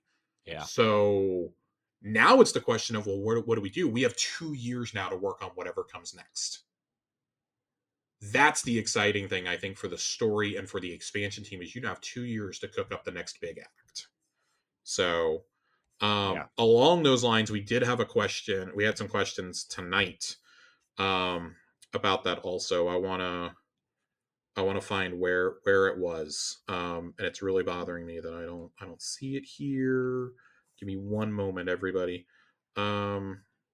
Illustrated Deo wrote in, can Bungie bring about another time-manipulating, galaxy-destroying level threat into future D2 story expansions, or can that possibly wait to be the catalyst set forth in anticipation to get current and new players ready for the next title? I am going to, just kind of piggybacking on everything Nikori and I just said, I do think you can start setting this. I think that these episodes and whatever Frontiers is going to be setting the stage for what comes next. Yep. Because the Witness isn't the only galaxy destroying threat out there, right? Like, there's always going to be threats. Right. So, but take some time to organically build something up. If you don't have a big threat worth making an expansion around, don't do it. Like, we've talked about it in the past, like if Curse of Osiris and Warmind were made today, they would be seasons, or they episodes. Those would be episodes. House of Wolves and Dark Below would be episodes. Oh, yeah. Like, I even look at something like Rise of Iron or Shadowkeep, and I look at the stories told, and those could conceivably be episodes. Yeah. And that's not a bad thing, but the bar has been raised so exponentially. Like, I look at the experiences we got with D2, and it's been so up and down, but there were more good than bad expansions, in my opinion. But they consistently want to be at the level of the Taken King, Forsaken, the Witch Queen, the Final Shape. Like, they want to be at those levels. If you're going to do that, you need more than the 12 months to cook. You need an 18 to 24 month dev cycle. Frontiers doesn't even have to be, a full year-long thing. That can be like a 2-episode initiative to get back to dropping your expansions in March if you want to. There's nothing that says you can't do that, and I think Into the Light was a massive hit that they weren't expecting. Give us more stuff like that. Like, I want to see more things like that. I'm expecting a 10th anniversary event to happen this year. Like, there's so many things you can do that I don't think we need to rush the next big arc. Right. And this is an MMO. Like, Dawntrail in Final Fantasy 14 is kind of seen as like, oh, like the last thing was like kind of the end, and they're kind of in these in-between things right now, and it's a much more light-hearted DLC. Like, there's nothing wrong with things like that, right? You want to keep the player base engaged and coming back, and I think one of the best ways to do that is bring the old stuff back that we already paid for. Bring back the old stuff that we had fun with. Enough time has passed now that make it an optional download if you want to. Like, I have been a proponent of just every season when the update is pushed, it should just change out. You can play any of the strikes in regular difficulty, but just, change out the rotations and like, hey, we're bringing these old strikes back. They have to be installed. You have to have the strike pack installed or something. Yeah. But like, give me the option to optionally download the raids and the dungeons. Like, let me take out the stuff that isn't going to be featured for that act or something. Just, make it an optional download. I don't know. There's got to be easier ways than what I'm proposing, but something's got to change. Yeah. All right. Ariel Attic writes in, are the Grimoire anthologies considered story canon? Yes. That is the exact lore from the game. Yep. Or that have appeared in Bungie.net lore postings in the past. Those are exact Bungie things. It's curated by Bungie. Yep. So yes, your next question: are they written by / with Bungie story writers? Yes. Yes. Yes, the early Grimoire book, the first one I believe, the first one maybe two were actually contracted out, and that was a really bad experience. Yeah. They fired some of the people involved and brought everything in house after that. Mhm. And it was not. I want to be really clear. It was not the person who curated its fault. It was not that person's fault. I want to be super clear on that. If you don't know the story, you can go seek it out. I don't want to misspeak and say that it was the wrong person. I believe I remember who it was, but it has been a long time since I read up on any of that, and I don't want to put words in people's mouths. So you can go seek that out if you want to. Just read a really interesting entry of Failsafe and Glint chatting about research and her development of the emotional betrayal as a result of us. Felt very foreshadowy for Act One themes. Yeah, they tend to when they release a Grimoire anthology is usually stuff that is happening that's relevant to that year or the coming year. We had one that was very largely about the Fallen. We had one that was about the Cabal. This I know the one you're talking about, Partners in the Light, was the one that was released last fall. Mhm. And that one was all about the allies that we've made along the way and things like that. And I do think the part of that is foreshadowing, but it was really kind of to serve as part of the build up to the final shape. The one that we're getting this year, for instance, that just got announced on Tuesday is Penumbra. Penumbra, if you remember, that's kind of a fun nod back to the D2 Forsaken Pass. That's originally what Opulence was called, was Penumbra. Penumbra is described as investigating the mysteries surrounding the fusion of light and dark. So I expect a lot of Final Shape lore to be in there. The Unveiling book will probably be a very big part of it. So probably a lot of Savathun lore in there. There's gonna be some really cool stuff in that book, I think. Yeah. The illustrations, I think they do contract out, but the actual lore pieces are curated by Bungie Yeah. and written by the story team, obviously. Yeah. Which I think is how it should be done, right? I mean, 100%. 100%. well, Duh, duh, duh, duh, duh. I love those Jiggly Grimoire books. Panda writes in and says, Josh, can I get your reaction to Klay Thompson joining the Mavs? I'm a Warriors fan, by the way. I love it. It's exactly what I wanted to see with this team. Tim Hardaway Jr. has been shipped off to the cold white Detroit North. It's Mm. beautiful. We've got a guy With who's not afraid to shoot the fucking ball now. with the Cavs old coach. I like JB Bickerstaff, I do okay? I too. think that he got a very raw deal in Of Cleveland course he did. because I'm Dan Gilbert's an idiot. yeah. I'm actually very upset about. I think that Detroit actually got a great hire in him, and their new GM was plucked directly from the Pelicans organization. And he's got I want to say Dennis Lindsay, who used to be the GM for the Jazz, orchestrated the drafting of Donovan Mitchell and Rudy Gobert, and then was the advisor to the Mavs last season. Actually, he was Nico Harrison's senior advisor and was part of the Kyrie re-signing, the signing of Derek Jones Jr., trading for PJ Washington, Daniel Gafford, drafting Derek Lively. Like they have a good team up there, regardless of what I think about Lindsay as a person. They have a really good front office up there now.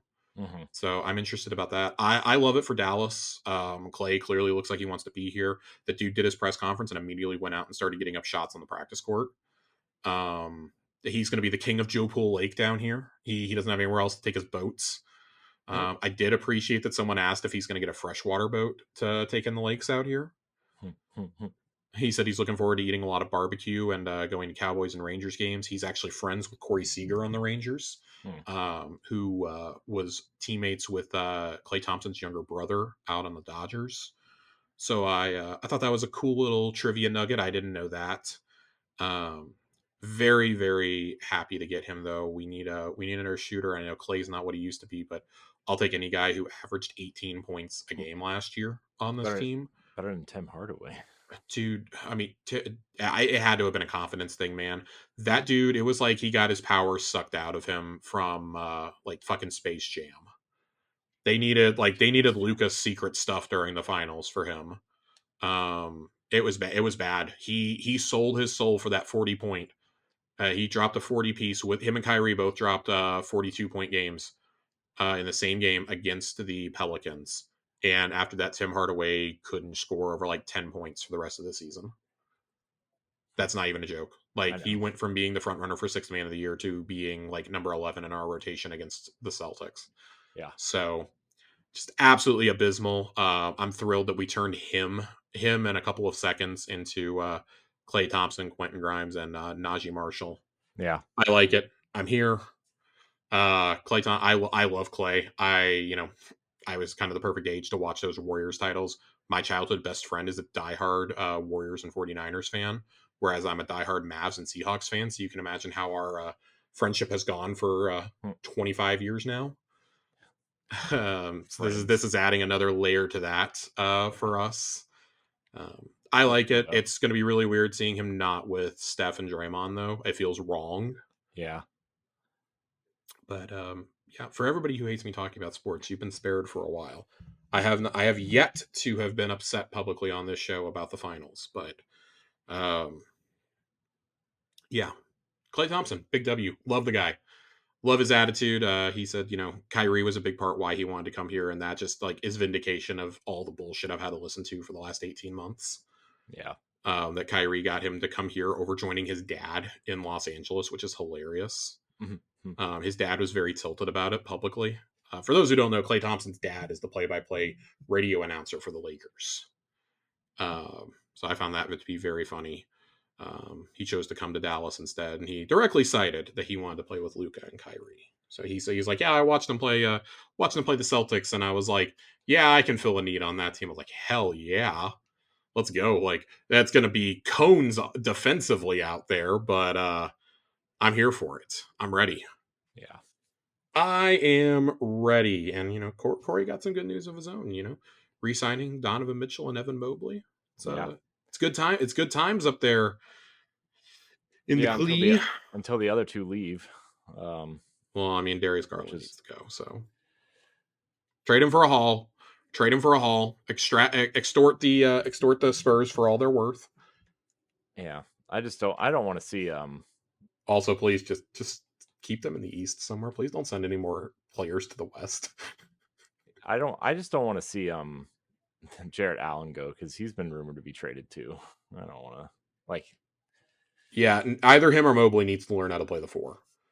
Well, Mobley is supposedly took some shooting lessons or whatever this summer, so because they want him to play the Kevin Love role at some point. Man, I would really love to get him in the lab with oh my god, whoever the Lakers shooting coach that got fired recently. Was it fucking James Worthy, I think? Got let go by the Lakers. James Worthy got let go by the fucking Lakers. I'd love to see him work with him, or I know that, he works for the Mavs, so I'm a little biased, but work with Shammgod on his handling. Mobley could be an absolute monster. Yeah. But that's not going to happen because we fucking got him, so back off. Yeah. That was a little aggressive. I'm sorry. I did watch Joel Embiid foul out in 12 minutes last night against Canada in a friendly after he punched Dwight Powell in the face. And it's like, dude, Dwight Powell is literally the most unaggressive player ever. Yeah. Like, what do you do? What are you doing to my Canadian prince? So I found that very funny, and everyone's like, oh, well, what's going to happen? When Embiid can't play in the next Olympics and this and that, who are they going to replace him with? I'm like, well, good news for you guys is because AD is probably going to be done by the next Olympics too. You still got Bam Adebayo, and then you got 2 young rookies named Chet Holmgren and Derek Lively II. Derek can come show off his Lego collection to everybody. Yes. Some great TikToks. I fucking love them. Mega Pop Tart writes in and says, hey guys, I was just wondering if y'all are still using normal subclasses regularly, or if in your opinion they just aren't any fun due to Prismatic. They're still good. Yeah, I mean they're still very useful. They're still very useful. I'm gonna say it personally. I feel a little more comfortable running Solar Hunter in this new raid because I want my healing nades. Mm-hmm. My healing nades I've been running in the last encounter, and so I really like having that. So yeah, that's the big thing, right? Is like there's no support in Prismatic, like anywhere. Like there's no support aspects anywhere. So like somebody's got to run those old subclasses anyway when you're doing in-game stuff. So Well, so I won't go that far because Speaker's Mask on Prismatic Warlock goes fucking hard. Well, yeah, that's fair. I So guess. that's doing a lot of healing, and I mean that's kind of the role of Prismatic Warlock. Yeah. Is like that's where you're supposed to get your healing from. But like if you're a Titan, you got to kind of lean into the shielding aspect, and if you're a Hunter, you got to lean into the melee heal builds, which I'm not a big fan of because of my personal play style. So I prefer to run my solar healing nades. Yeah. But I definitely still think they have uses because I mean, if you're going to tell me Gathering Storm isn't still one of the best supers in the whole fucking game, you're nuts. Right. And I think so much of Prismatic depends on have you unlocked all the fragments and have you gotten your ideal class item yet.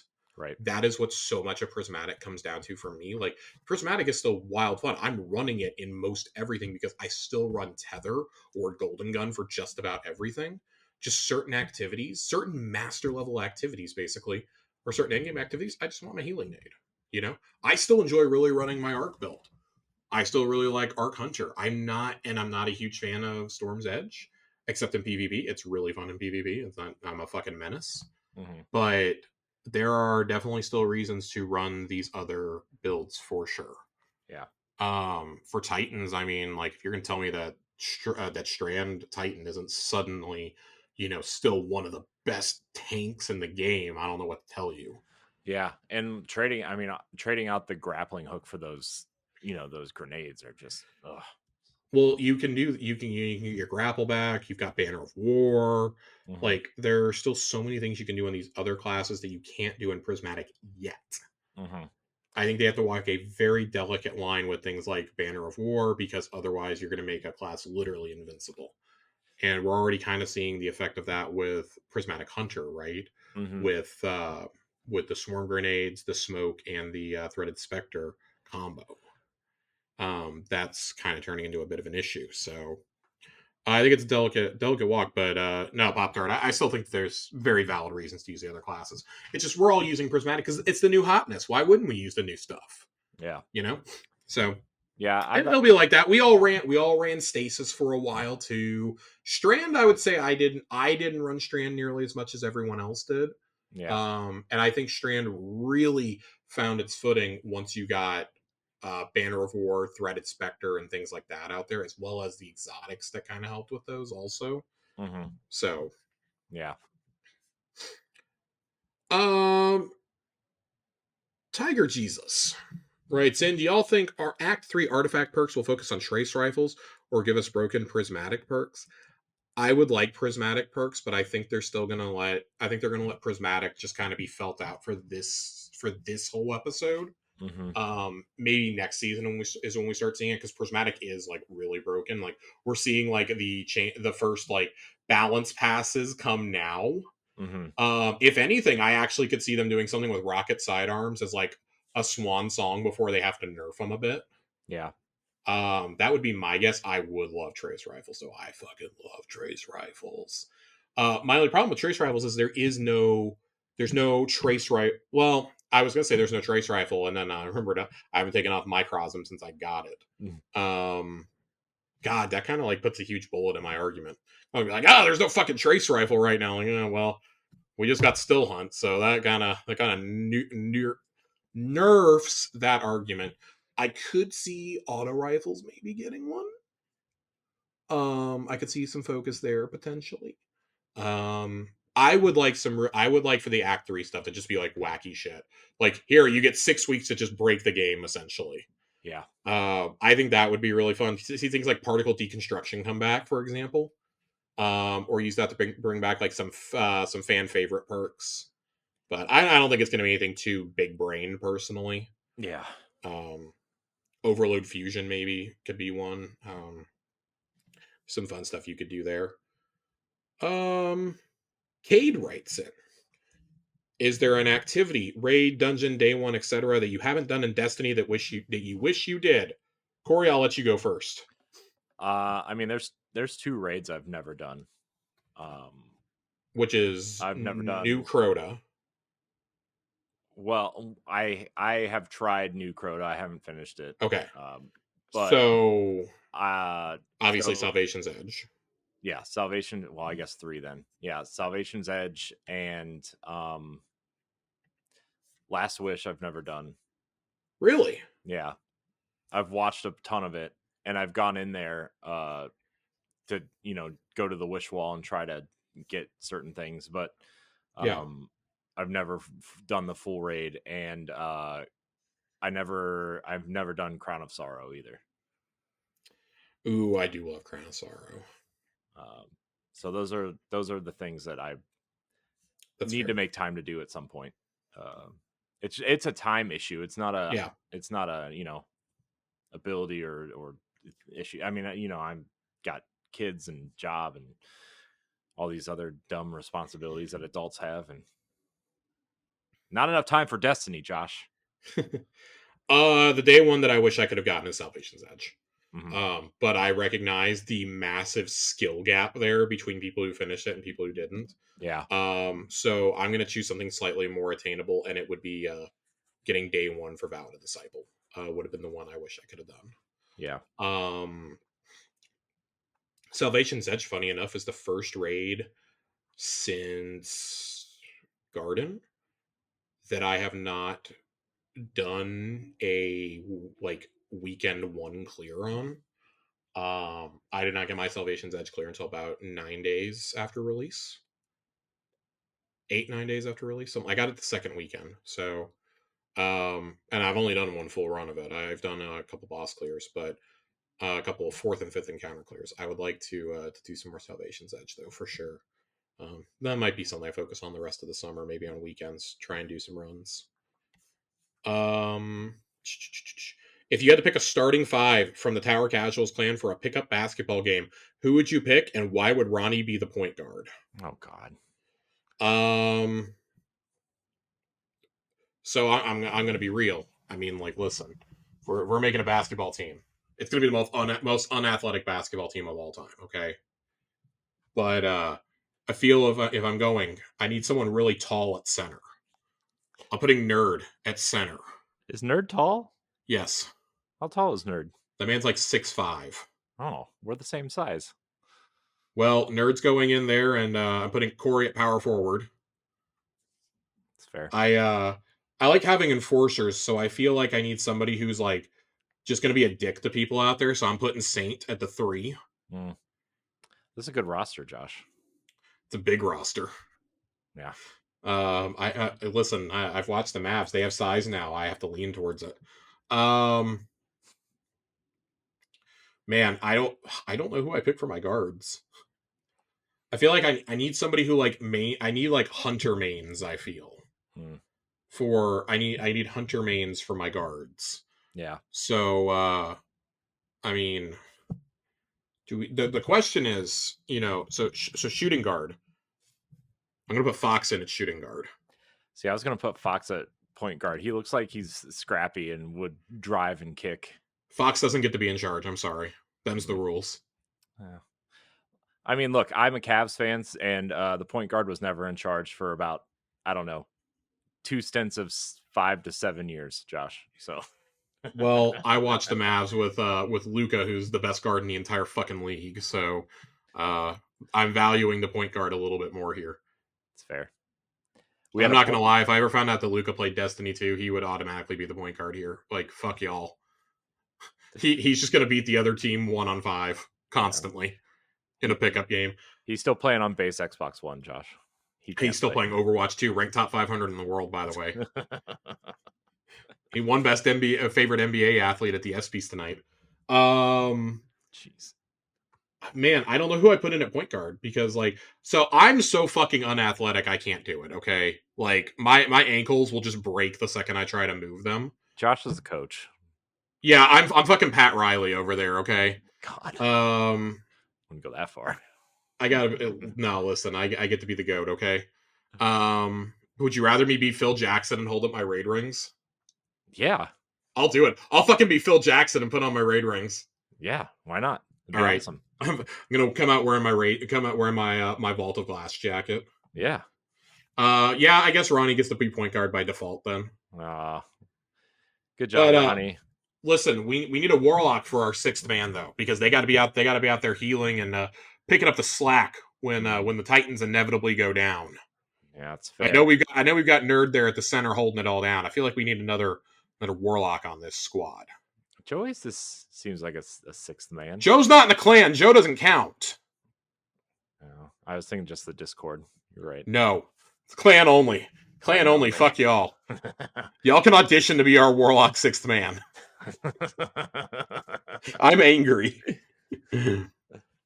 Knox writes in, if Destiny had a beach episode, what would it be like and who would be in it? Beach episode? Like, is this like an anime filler episode? Yeah, is this like the last? I mean, the obvious answer is that it's Mara and Petra just chilling at the beach. That's the obvious answer here. Yeah. And it's going to go to some very R-rated territory if the internet is anything to judge by it. It's going to be very Tifa Final Fantasy VII Rebirth trailer. Jesus Christ. Yeah, is this also going to be shown to Italian Parliament on accident? Yeah. Jesus. The Guardian is just like, huh? What's happening? He's gonna very much be Cloud on the beach, not knowing what's happening with Tifa and Aerith. Yeah. Is Zavala just gonna be wearing his Speedo, his red Speedo? No, Zavala's wearing Barrett's captain's suit. Oh. He's wearing the fucking sailor outfit on the beach. Because we can't have anything nice. Is his scarf gonna be Amanda's scarf? Probably. Ooh. Yeah, that's a little hard. That's a little hard to stomach. Okay. Illustrated Dio has a couple other questions for us. Can our Guardian get their memory back now that we are both dark and light, or is that only exclusive to Crow and Elizabeth? So first off, Elsie is not a Guardian. That's why Elsie knows her past. She knows her past. Mm-hmm. She was an Exo. She was never a Guardian. Yeah. Anna is the one who went and found her past, her sister. And it's a big no-no for Guardians to do that. Mm-hmm. Because you never know what you were like in a past life, and that shouldn't influence who you are. Yeah. I'm a firm believer they'll never do this for the Guardian, because the whole point of the Guardian is to put yourself in their shoes. Mm-hmm. And it's just like, oh, really? Like, and also, like, then it would depend on, like, what race you were and everything else. And I don't like the idea of that. I hope we never go down that path. That's a shitty path. Yeah. The whole point is we were clearly trying to evacuate on one of the Exodus ships and died outside the wall. So, yeah. Man, did you do speech to text here? Because I am having a really hard time reading some of what you wrote in, Dio. A few things I want back are built into the next Bungie title are things like Big Team Battle, Combined Arms, Trophy Room, upgradable safe house like a Monster Hunter World, and key choice options tied to decision making to progress within the campaign, and faction houses and groups. What would you want in the next Bungie game, returning or new, to enrich your gaming experience? Well, certainly not decision making. Because I think in a game like Destiny, it works better in something like Final Fantasy, or in a more linear game like Monster Hunter World, I think. And something like Destiny, that could fuck you up like 3 years down the road. Yeah. And there's very clearly a set story and choices that are made throughout it. They tried this once with the Drifter stuff, and I didn't like being called a snitch for the next 5 years. So when I didn't even participate in said quest, and I was just automatically called a fucking snitch. So I think that the little dialogue choices or little dialogue variants they have is probably as close as you're going to get to that. Yeah. Like, if you play an Awoken, the Awoken calling you brother or sister. If you played a hunter, Cade saying, I'm glad you didn't take the dare. You weaseled your way out of it. That's why you're my favorite. Things of that nature. There's a little comment they make during the campaign of the 2 best hunters are on the case, but if you're playing as a hunter, it's your 3 best hunters are on the case. Mm-hmm. There's little moments like that I think work really nicely. Mm-hmm. We've said this so many times. I want a trophy room. I want a Guardian apartment. I want capital ships. Yeah. I want all that. I want the helm to be customizable to be my space, but I've accepted we're probably never getting that as long as we're tied to old consoles. Yeah. Maybe that can be part of like a Frontiers update, or post Frontiers we can finally get something like that. Something kind of like the camp on Europa would be cool. but Oh if yeah. it never happens, I'm okay with it. I don't know. Yeah. Big team, I don't think works in the world of Destiny. Combined arms sounds fun for about 3 seconds, and then nobody would play it. Nobody liked playing it in D1 either. There was one map for combined arms that was good, and it was so good they put it into the Shadowkeep campaign. Yeah. But I personally just don't think that that mode would go over well in the current Destiny sandbox. I don't know. My answer to this probably would have been I wanted SWAT, but I have mayhem, or I have momentum control. Excuse me. Yeah. Man, Give me momentum hardware, and I'll be all for it. That would be SWAT to the max, and I'd be happy for that. But I would prefer for them to keep innovating. I don't want to rely on past Bungie things. Yeah. Personally. Yeah. All right, and our final not question, but kind of a question that we got written to us by a dealer a couple of weeks ago, asking Johnny to create his own exotic. I'm very glad that John was asked this because he went above and beyond on this. John wrote me this like 4-paragraph answer. If Chris Proctor asked me to be on the design team, this would be the exotic I would make. An ode to one of the dumbest titans who died drinking Vex milk, but whose light has protected us all the way from the Vault of Glass to the Witness's salvation. Of course, this is named after Kyber. So Kyber's Vindication. He would make it a heavy kinetic sword. Exotic trait. Final blows and damage dealt with this weapon build stacks of Vindication. Once full, Kyber's Vindication can be thrown, dealing heavy damage before returning to the user. Exotic perk, Fate Reforged. Activating your super while holding this weapon drains your super, changing Kyber's Vindication to the same damage type as your super, significantly increasing damage and applying elemental debuffs associated with your super type. While active, your Vindication meter will remain full, allowing you to repeatedly throw the sword. Catalyst, Light of the Aegis. I'm changing your wording here, John. You said Aegis Light. Light of the Aegis sounds cooler. Blocking will project a protective field of light around you and nearby allies. Blocking while Fate Reforged is active will provide weapons of light. This is one of the coolest fucking pitches I've ever seen for an exotic. I love this. And this, of course, was born out of John's love for Ergo Sum. We were joking about it a couple weeks ago. John is closing in on 10,000 kills, I believe, with his Ergo Sum, his main one. He may already be there, actually. I didn't read the full chat last night that we were in. But, yeah, now I'm really sad this isn't real, but this would almost assuredly break the entire game. This would be Still Hunt on crack. But this is a really fucking cool idea. Yeah, this is cool. This is an awesome pitch. I love this. And it being tied to one of the most important guardians of all time. Because I mean the Aegis shield just keeps popping up whenever we need it, you know. I love it. I love it so much. This is really cool. Yeah. Cool. Nice. All right, so there's your answer, dealer. I hope you're satisfied with it. John really went above and beyond to give you this. He sent this to me at like 2 a.m. And followed it up with, "I'm very sad this is not real now." So, all right, we've got a quick lore corner, and then we're gonna head on out of here, Corey. Let's give it lore corner. Lore corner. We haven't done one of these in a while. I've been promising some Micah 10 lore. Yes. This is the Embraced Identity sniper rifle. Can I just say how cool Micah 10 is? Can I just comment on that real quick? We're going to talk about Micah in just a second. I'm going to let you get all your thoughts about Micah out after we read this. I mean, that's really all I wanted to say. Oh, no. We're going to talk a little bit about Micah. A cutting laser bathes frost-caked steel in sparks of molten metal. The light burns orange, tracing an elliptical path until the section of bulkhead can be pushed away.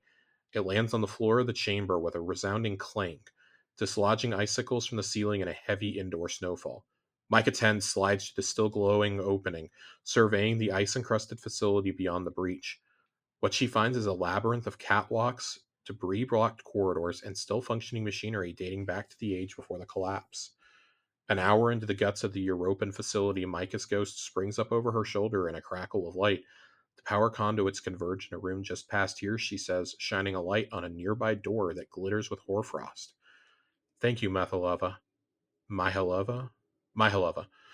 Micah gently knocks her helmet against her ghost. With a steady hand, she scrapes away the frost from the door, revealing a Braytech logo stenciled on its surface. She and Myhalova share a look of trepidation.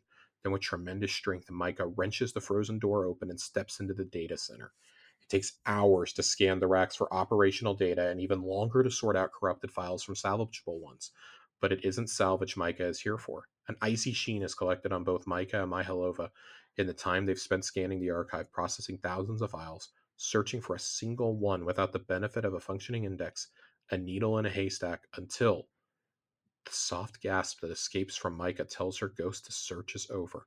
Micah immediately pulls a cable from the back of her neck, spooling it out to interface with the archive. She uploads the file she'd been searching for, the one she'd hoped for, the answer, her answer. Exomine Project. File. Index number corrupt. Age 17. Gender female. Height 160 centimeters. Weight 54 kilograms. Class A6 resident. Micah rests her hand on the flickering screen displaying the file. Partial record of a lifetime. Fragments of the past. Pieces of her. Pieces of identity. Of self. Answers to the dreams that have haunted her since Myhalova first woke her up. Permission be damned. It's nice to meet you, she whispers, beginning the download.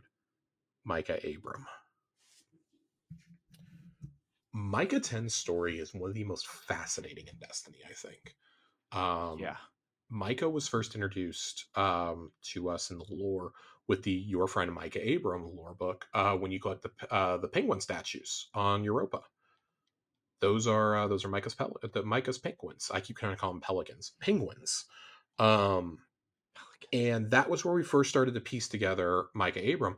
When they mentioned that Micah 10 was coming into the game, in that cutscene after you escaped the witness during Iconoclasm, I screamed. I actually screamed out loud. I couldn't believe we were doing this. And then we get an entire quest line with Micah, and Micah's, narrating so much of what happens in the Pale Heart afterwards. It is strongly hinted that Micah is going to be the next speaker.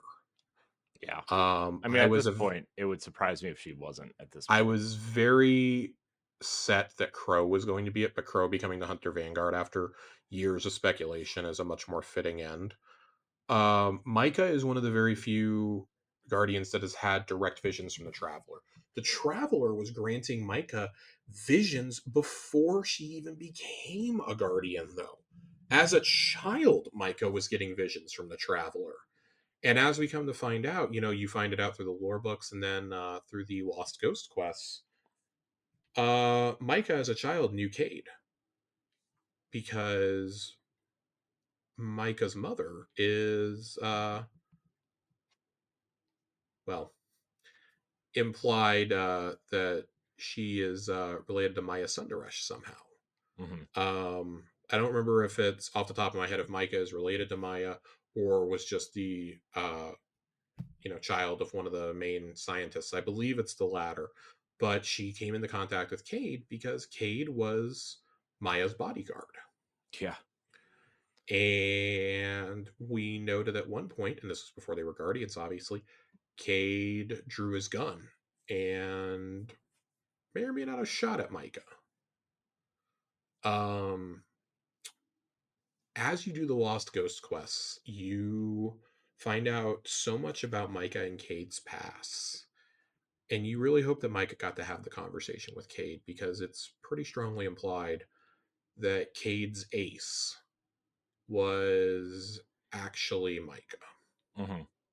The ace was not real, but Cade's memories of Micah are what manifested in his future selves as his memories of Ace. And that Cade's queen is Maya Sundaresh. I am really looking forward to them growing Micah as a character, and I really hope that Micah kind of takes center stage in the next DLC, the next big one. Mm-hmm. Because I think for right now, their job is patrolling the Pale Heart and obviously thwarting Savathun's schemes. I have a feeling that they will be a pretty big character come episode 3, Heresy, which is supposed to deal with Xivu Arath and Savathun. I have a feeling that Micah could be a big part of that, but Micah remembers every ghost that she's ever found. they are referenced as the Den Mother for ghosts, and there was some really cool dialogue. I believe it was in one of the Lost Sectors that I did, the one that you did with Lukatsu. I went back and did it yesterday, and in it, Micah remembers Lukatsu's ghost. And Lukazu says that the ghost remembers her too. It's angry. The ghost is angry, but, you know, and Micah, remembers hurting the lost ghosts and whatnot. I do think Micah's role to play in this story is pretty big, and it feels like they're kind of destined to take one of those like hunter roles now that, Cade is gone for good, kind of as like our connection to, part of the Braytech storyline, but also, to Cade and things like that. I really like the idea of this. I think it would have worked if she was the um what you call it, if she had been the Hunter Vanguard, but I think being the next speaker would be really cool for it to be her. Yeah. There's a lot. Like there's a lot to process here. But I like it. I like it. I think that, her story is awesome. There's a lot more to come because Mara specifically recruits Micah to come help with the effort in the Pale Heart. Right. When she brings the allies through, she specifically brings Micah with her. Yeah. That's pretty big. Like, you don't just introduce a character on the doorstep of the finale without them being pretty important. Right. And Bungie's already like sanctioned official cosplays of her and everything else. Like, we know that Micah was a member of the Six Coyotes. There's been bits and pieces in the lore, but this is like, we've had a huge information dump. Mm-hmm. So yeah, I love it. Micah is one of the most fascinating characters. I'm gonna find some more Micah lore, and we're gonna do it. I don't know if it'll be this next week, since we're gonna have another big lore drop on Tuesday, but at some point this episode we're gonna talk more Micah lore. Yeah, because I actually need to go back and reread the Micah Abram lore book, and I want to read the Six Coyote. There's some lore about the Six Coyotes also that I want to go get to.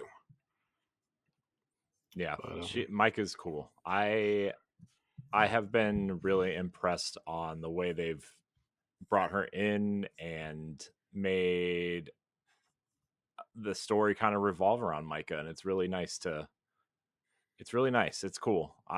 It's very rare that, like, it's been so long since we've gotten like a really cool, fresh new character, right? Yeah. That, like, I mean, besides like villains and stuff, but like most of the NPCs we've known for a long time, right? And the ones that we've gotten, especially in Lightfall, like, they weren't great. So I can't remember Nemesis's name half the time. So the fact that Micah 10 is so memorable and important and just a really big part of the story is really, I'm excited to see what happens, honestly. Yeah, there's some fascinating stuff. We get our first mention of Micah way back in Forsaken with the Sixth Coyote. Mm-hmm. And I do want to issue one correction. Micah is not Maya's child. She grew up with her fathers, who were scientists at the Braytech facility on Europa. But she was in close proximity to them. But yeah, some of the we're gonna read some of the letters, some of the visions that she had. But the most of the lore book for your friend Micah Abram are letters that Micah writes to the Traveler. So there is an absolutely fascinating set of 9 letters you can go read. At some point after the final letter, Micah becomes an exo, things like that. So yeah, super cool. Love it. I'm here for it. Here for it, Josh. All right, Corey, why don't you get us out of here? Yeah, it's about that time, huh? I want to thank everybody for watching. Yeah, I want to thank everybody for watching and or listening to this episode of Tower Casuals. Josh, thank you for your time as well. Where can we find you? Oh boy, Twitter @Josh_Finn 2 N's. Still there. Still there, still holding out. Holding out. You can find me at I am Corey HD on social media. Join the Discord, follow us, all that stuff, all that good stuff. You know the drill. You know what to do. And thank you everybody for watching and or listening. Until next time, we love you. Goodbye.